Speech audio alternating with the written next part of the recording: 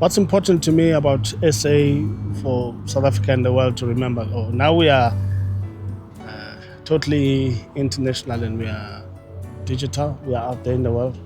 So what I want anyone to remember would be that music is from the same stream. Music is from God. It's what we do with it that makes it something else. Anyone who gets to listen to this must just remember that I got healed, I got inspired, I got transported, I became transformed listening to that piece of music, that block of or set of works from so and so, and I was transported into another world. It must evoke a feeling. So that's what I'm praying for. You know, the whole thing about worship is worship music, especially. It needs to bring you near and near and nearer, closer and closer to God, such that you are so close that the people in front of you don't matter, that only God matters. I think that if we can attain that, we will entertain less and worship more. After all, that's what God is interested in. We are not going to be asked, oh, you know, how many churches did you fill? How many? Um, God wants authentic worship. Did it? How many people did it reach? That's what's important. You know, if you reach 2, 3, oh, if you reach 1,000, that's such a bonus. But if you can touch 3, touch 5, touch 10, 100, and transform them, you've done a great job. That's really, and if someone's playing a music and there are people in the car or the taxi, the bus or the combi or the aeroplane, it must be like, wow. And everyone closes their eyes and say, oh, that sound, what's that sound? That's what it's meant to do. It's music. It's medicine after all, isn't it? The man who introduced me to music, and the way I look at it now, in hindsight, njengoba sengikhulile, there's a Mr. Matebula. A guy used to come to our homestead, Ekaya, many years ago. When I was a boy, he used to have a guitar and used to play all sorts of music, but more traditional, and a little bit of country music. So from those days, I got to love the guitar so much. Bengimlandelela yonke indawo la ehamba khona. And I loved the guitar so much that I would always ask him to give it to me to pray, to try and play what he was playing. I think my mother was very noticeable, was very vigilant. She noticed that I was quite fond of music, so drawn to music. If I say I love music or love the guitar, it's an understatement. Some might not understand, but I used to sleep. That guitar used to be on top of my bed when I was a boy. The one, and my mother, when she bought me the yellow guitar, like the one I have now, I bought it for posterity because I felt it just reminds me of my boyhood. So that man, Mr. Matebula, Mr. Mbaba, introduced me to guitar. And of course, because we didn't have schools for music back then, a gentleman visited our home and gave me some of the missionaries gave me some books from the Royal School of Music, London. And I started looking at the theory there, looking at the chord work, and that became interesting, you know, how the chords are structured and all that on the guitar. But above all things, the guitar, just because of the strings, the sound of the strings, for me, ooh, yeah, that gets me going. I love the piano, I play the accordion, but guitar takes the cake. I actually love the acoustic even more than the electric. I play the electric as well. I love the rock stuff, but yeah. On the cross, you bore the shame of the world. Hung between. Yeah, the whole thing about learning guitar is first I loved the sound of guitar from the country music we used to listen on radio. Back in the day, there was Highfeld, there was, I think it's Radio 2000, all the radio stations that were playing all this country music. That was many years back in the days of Elvis Presley, Jim Reeves, and all that. Don Williams, and so I used to play a lot of that stuff. And then there were Eagles. There was a bit of the Bee Gees, all of that stuff. We used to play that. I just loved the guitar, and I got to learn by myself. We used to tune it a bit differently too. We used to play 5 strings, not 6 strings. So, and now I got to learn the 6 strings. And I had a friend, Zweligu Demdaga, he's now late, and may his soul rest in peace. He was my friend, and we used to play guitars. He had a bigger guitar, I had a smaller guitar, but we really had a good time, and those were the beautiful years. I'm self-taught just because I love the guitar. I still love it as I did when I was a boy.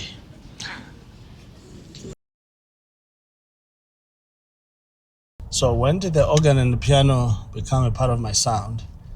Guitar is obviously number one.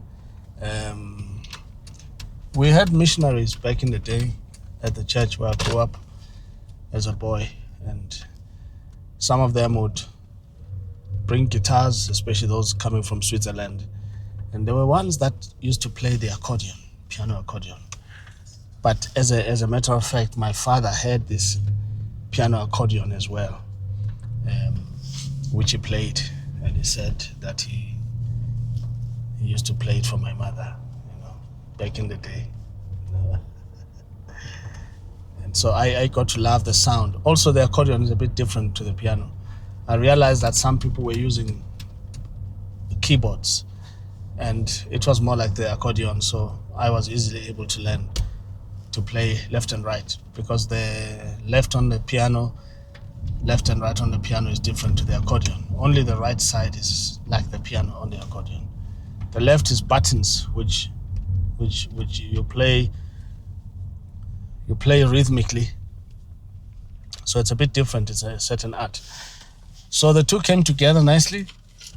I still have that old accordion in my studio as well, which my father had. It seems that it's older than me. I treasure it because I've recorded it. I did an album for some old hymnals with some young ladies, and so it sounds really good. I use the accordion, guitar, and the electric guitar, and it all works together. I have had to need to do that because the more I got into music, the more I realized that I needed to be able to play piano.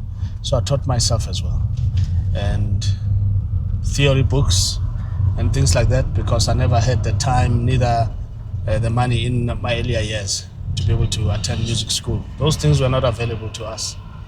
It's available now in these days, but these days there's YouTube, and so you get all the help you need. But I mean, I've played all my life.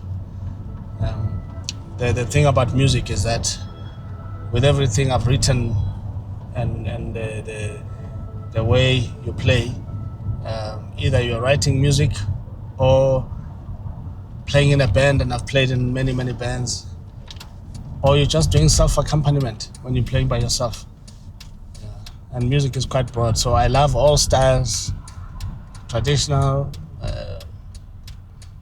classical music, church music especially, and fusion.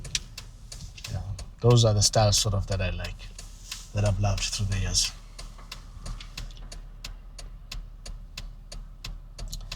Okay. Did I learn keys the same way I learned guitar? Yeah, it was pretty much the same. I used to notice the classical people used to make the piano sound like the guitar, like classical guitar, where each string and each melody comes up, and the harmony is so important. And so I got interested in harmony and playing left and right, and playing in a way that makes the song stand out, melody being what's important instead of just knocking chords down. So that became very interesting to me, And as I listen to all kinds of music now, the grounding I had in the reading I did when I was young, in the theory, and what I listened to, how I trained myself, is coming quite handy. The theory is quite critical, which is quite important, and I'd say to young people, get into theory so that you understand. It's like writing letters and all that, so that you understand the basis of music. You can never go wrong with that. You won't even play a wrong note if you know theory.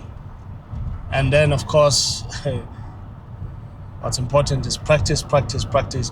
And after practicing, practice again, so that the hands learn to play. So if you put a guitar in front of me, even if I'm half asleep, I'll play. If you put a piano in front of me, even if I'm half asleep, I'll play. I don't know. It's like the fingers know where to go. So they learn. And that's important. It's because of practice. Making time to practice, 1 hour to 2 hours a day, just practice. That's important.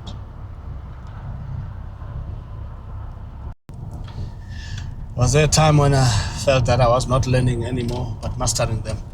Maybe to answer that question is to say that the more I played music, the more I was drawn towards writing music and producing.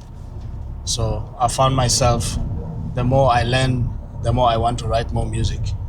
The more I want to interpret what is in my heart and what I'm hearing in my head.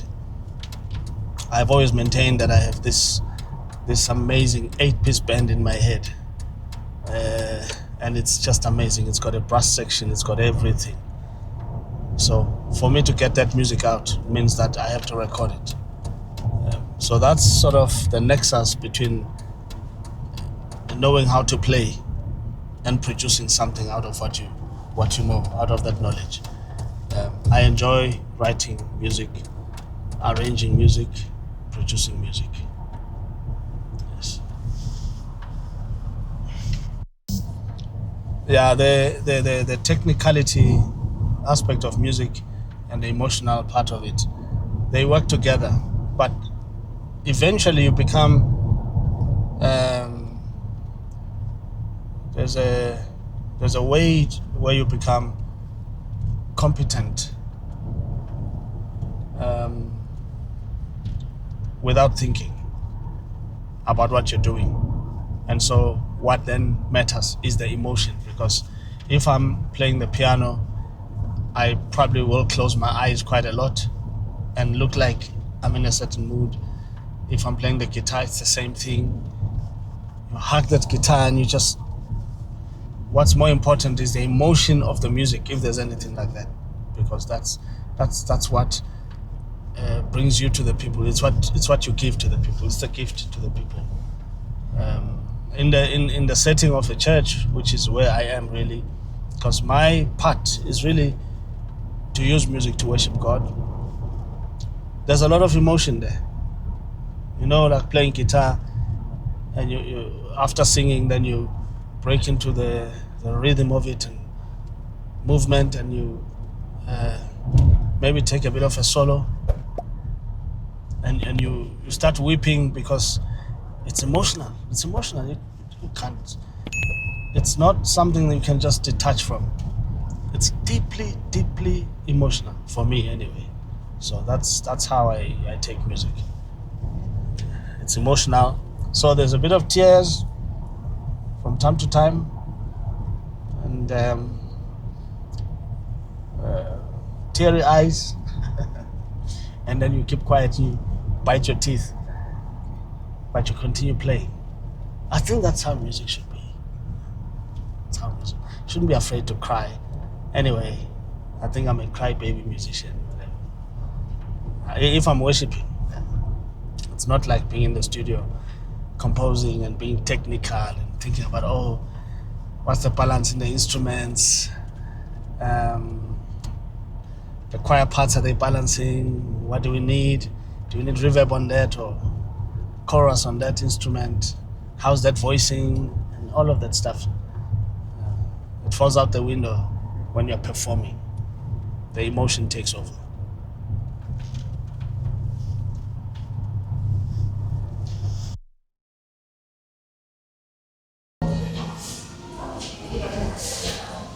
Gospel is different in many ways. Um, the approach that you will have on the instrument to produce a gospel sound is a bit different. The thinking must be different, the emotion is different, um, the approach is different, but also, I don't want to call it performance, but I'll call it presentation.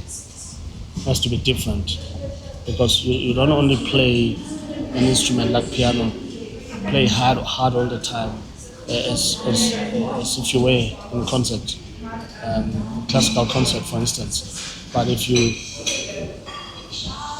are performing, there's the mood of it. So there's a soft touch, how you approach the invasion of the chords, the relationship between the right and the left hand, all of that, and what you do. But you're always thinking about presenting the music. It's not just playing for yourself. It's more design thinking, if you will, because it's more about what the listener is going to experience.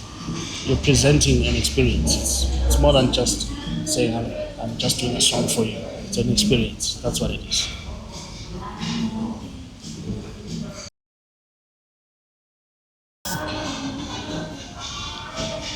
I tend to close my eyes when I perform, when I sing, or when I'm in the mood or the mode, so to speak. The reason for that is being able to connect with myself on the inside. Mind you, there's a band up here, and it's been there for the longest time. Something like a 10-piece band, 3 brass section, percussion, 5-piece band in there. So and some vocals in. So everything that I play when I'm closing my ear, I'm listening to the music inside of me, the mood inside of me. But for the most part, really, because I connect to God better if I don't look at the people. I might look down at my instrument, but I'm not one to be jumping at the people and saying, what is it? Say yeah. I'll never do that. I don't see the need for that because it's worship. And the thing is, with this thing, there's a very fine line between worshiping God and self-worship. So it's quite scary, actually. You just might not want to do it because who knows if you're putting your foot wrong. And God will not share worship with anyone, and God hates self-glory when humans give themselves glory. So it's a very dangerous space because the truth is worship will kill you. We are not designed to be worshipped. Not by a human being, not by anything. We just cannot be worshipped. We must worship. That's what it is. And the temptation to be worshipped is too great when you are presenting yourself. So I've, over the years, as a preacher, mainly practiced. Said, Lord, help me, help me, help me. I'm in this moment, but I'm in front of you. I'm not in front of these people. These people are there, but you are more important than them. And God is faithful.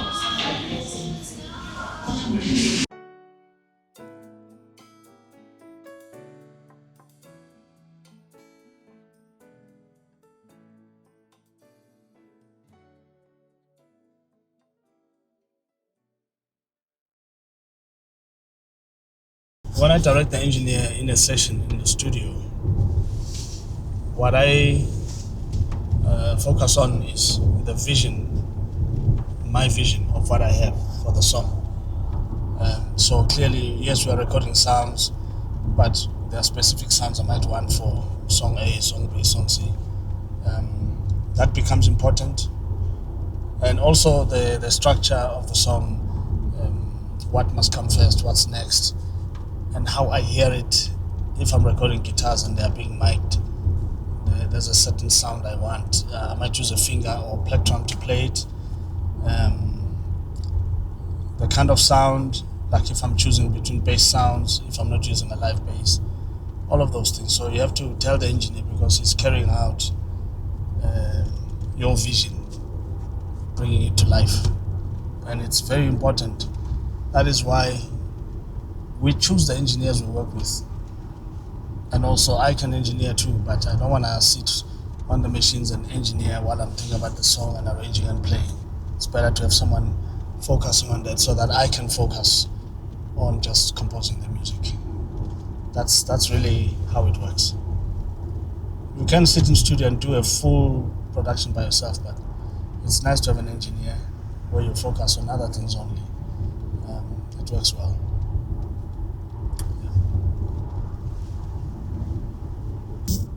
If a young person wants to learn music like today, in hindsight, what I would suggest is ask yourself the question: do you really love music? You want to go all the way? That's one. Number two, never neglect the importance of studying music or theory. When you do that, you open a wider world before yourself than if you just go with it by ear, where you're self-taught. Those days are over. You have access to so much content online. You actually have people who teach you music online. You can do theory and actually the practicals, and they even give you the scales of what to do, and then you practice, and you become so good because you're giving time to it, and more especially you have access to the information, the knowledge, the lessons, and you get experienced people showing you how easy it is to do, and you just do the same, and they'll tell you the more you practice, the better you become. So you can become anything, you can do anything. So anyone, if you put your mind to it, you can become, for instance, a concert pianist, but it takes training, it takes the time. If you have the money, of course, to pay for the lessons. But because of YouTube, because of social media platforms, even if you don't have money, you can do this. I would suggest the main thing: pay attention to theory, study theory, at least a few grades of theory, so that you get the basic grounding. That's very important.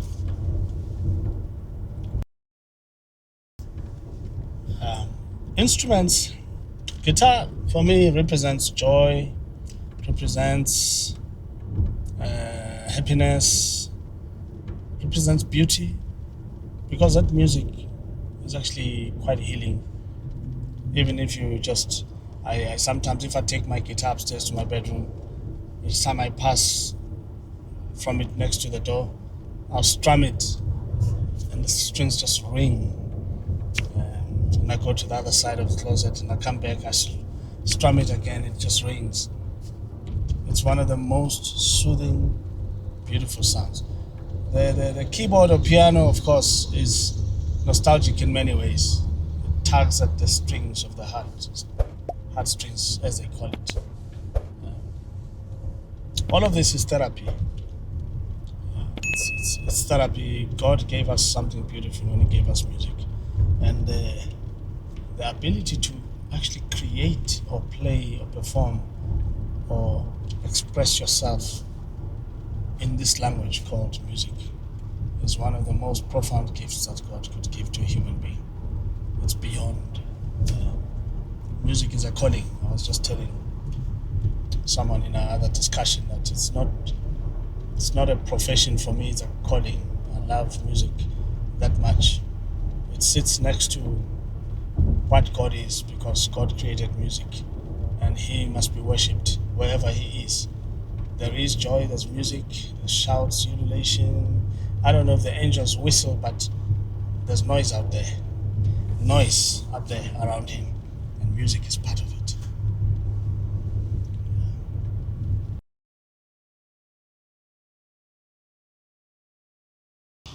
If someone was to listen to the song or the sound a few years from now, the kind of impression I'd like them to walk away with would be one where they say, number one, this person was honest, authentic. They were giving of themselves, that the rendition of the music was honest, that the arrangement was interesting. I also love arrangement. Music is how you layer the piano, the strings and the bass and the spaces in between and melody, all of that. When someone was to listen to this years from now, I would like them to say, this creator was authentic, not trying to be somebody else.